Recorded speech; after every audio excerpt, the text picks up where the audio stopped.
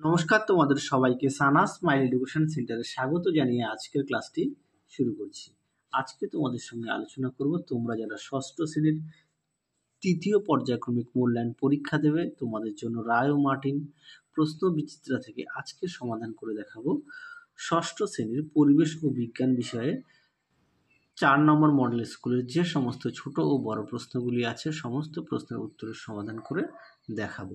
চলো দেরি না করে মূল বিষয়ে যাওয়া যাক। তার আগে বলি, তোমাদের ষষ্ঠ শ্রেণীর থার্ড ইউনিট টেস্টের আমরা আগের ভিডিওতে ইতিহাস, ভূগোল, বাংলা বিষয়ে সমাধান করে দেখানো আছে। তোমরা যারা এখনও দেখোনি আমাদের প্লেলিস্টে গেলে পেয়ে যাবে। চলো দেরি না করে মূল বিষয়ে যাওয়া যাক। প্রথমে দেখো একের কি আছে। একদিকে ডিডিটি নামক বজ্র পদার্থটি পাওয়া যায়, এটি সঠিক উত্তর হবে চাষের জমি থেকে, অপশন সি।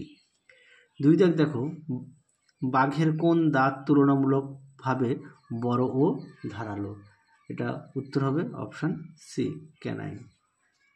পরবর্তী দেখো তিন দাগের, মাছের হালের কাজ করে যে পাখনা সেটি হলো, এটা উত্তর হবে অপশন এ, পুচ্ছ পাখনা। পরবর্তী দেখো চার দাগের, প্রদত্ত কোনটি পুনর্ব্যবহার সম্ভব নয়, এটা উত্তর হবে পচা সবজি। পরবর্তী প্রশ্ন দেখো কি আছে। ছত্রাক চাষ করে সঠিক উত্তরটি হবে চাষি পিঁপড়ে, অপশান এ। পরবর্তী দেখো কি আছে। জলের রেশম যে ধরনের উদ্ভিদ সেটি হলো, সঠিক উত্তরটি হবে শ্যাওলা, অপশান বি। পরবর্তী দেখো, প্রদত্ত কোনটি মেরুদণ্ডী প্রাণী, সঠিক উত্তরটি হবে সাপ, অপশান সি।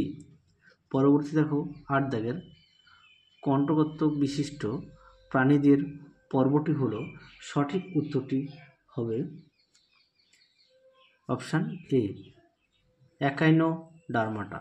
পরবর্তী দেখো নয় দাগের প্রশ্নটা দেখে নাও, তার উত্তর তোমাদের দেখায়। 9 দাগের প্রশ্নের উত্তরটা হবে অপশান সি। পরবর্তী দেখো 10 দাগের, রেডিওর নব হলো এক ধরনের, সঠিক উত্তরটি হবে অপশান ডি, চক্র ও অক্ষদণ্ড। 11 দাগ হবে, কোনটি প্রথম শ্রেণীর লিভার, এটা উত্তর হবে সাঁড়াশি, অপশান সি।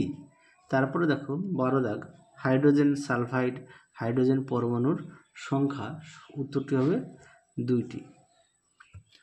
পরবর্তী প্রশ্ন হবে কি আছে।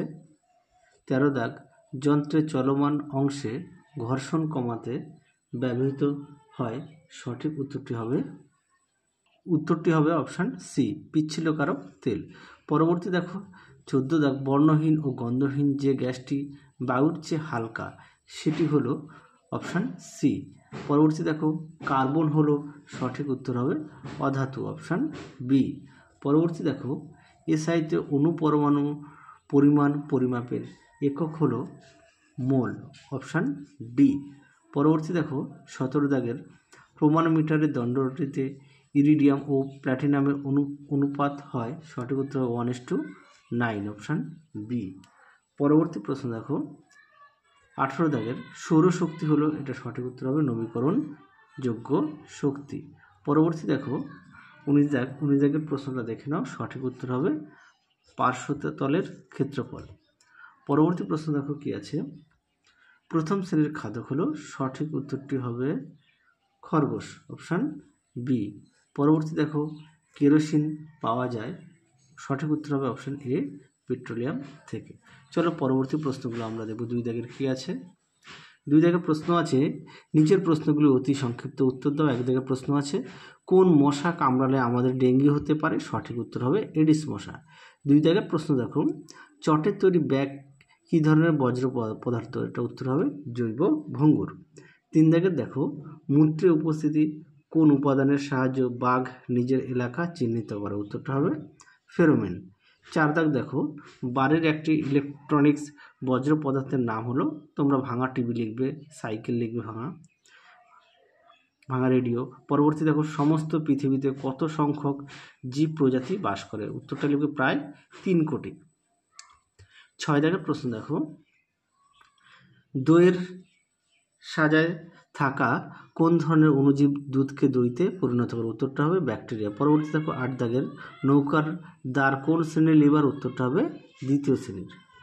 পরবর্তী দেখো 8 দাগের প্রাণীর উচ্চতা সাধারণত কোন স্কেলে মাপা হয়? উত্তরটা হবে সেন্টিমিটারে। 9 দাগে দেখো মানুষের হাত একটি তৃতীয় শ্রেণীর লিভার, এর আলম্ব কোথায় আছে? উত্তরটা হবে কনুইতে। পরবর্তী দেখো 10 দাগের কোনো রাশির যে সুবিধাজনক অংশ দিয়ে রাশিটি পরিমাপ করা হয় তাকে বলে রাশির একক। পরবর্তী দেখো 11 দাগের কি আছে? PH3 যৌগে পি এর যোজ্যতা কত? উত্তরটা হবে 3। 12 দাগ দেখো প্রথম শ্রেণীর খাদকের খাদ্য কি? উত্তরটা হবে সবুজ উদ্ভিদ। তারপরে দেখো 13 দাগ কি আছে? টারবাইন ঘুরিয়ে যান্ত্রিক শক্তির রূপান্তরের কোন শক্তি পাওয়া যায়? এটা উত্তর হবে বিদ্যুৎ শক্তি। পরবর্তী দেখো 14 দাগের মিথেনের সংকেত কি? উত্তরটা হবে CH4।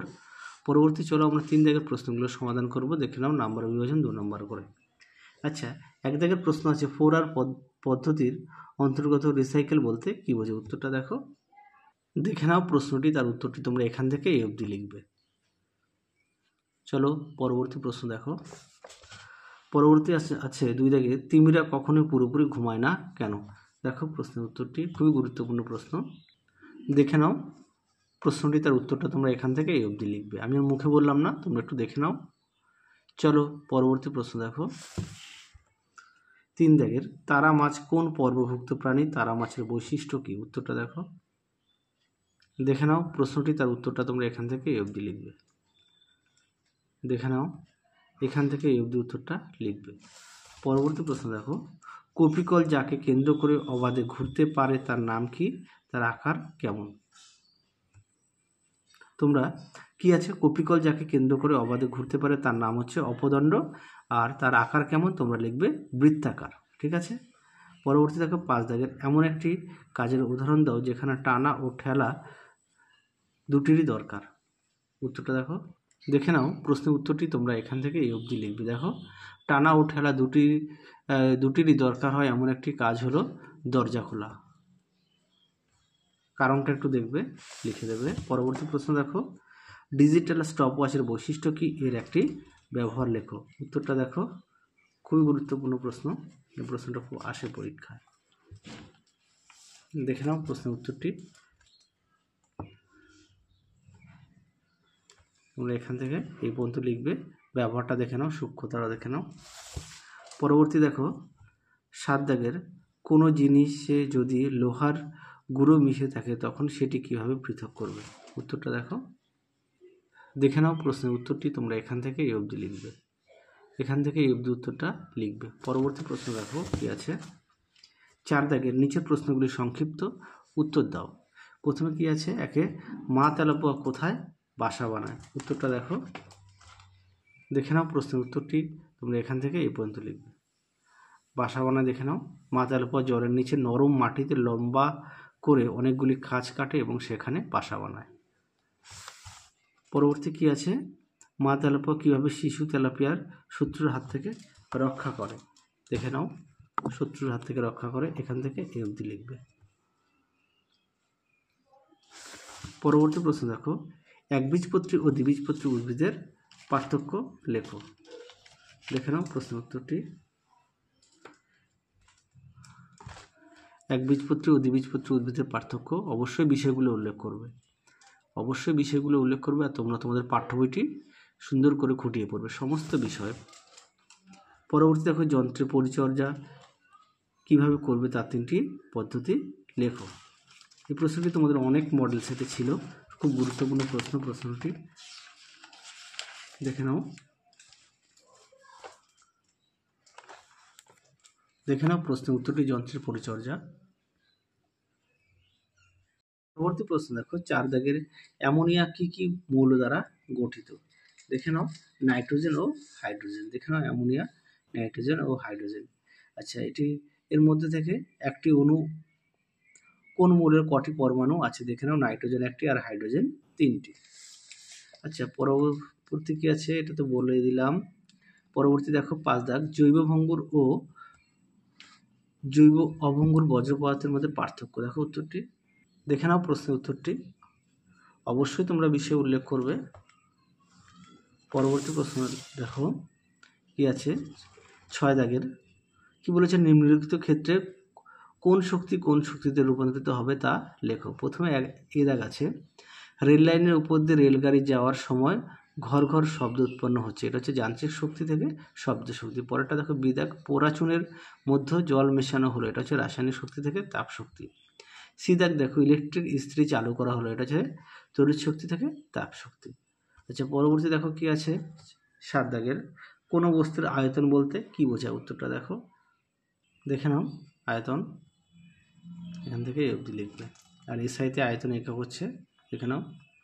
পরবর্তী প্রশ্ন দেখো, লিটারের সঙ্গে ডেসিমিটার। তাহলে চলো আজকের মতো এখানেই সমাপ্ত করছি, আবার দেখা হবে খুব শীঘ্রই তোমাদের পরবর্তী ভিডিওতে। তোমরা সবাই সুস্থ থেকো, ভালো থেকো, আজকের মতো টাটা।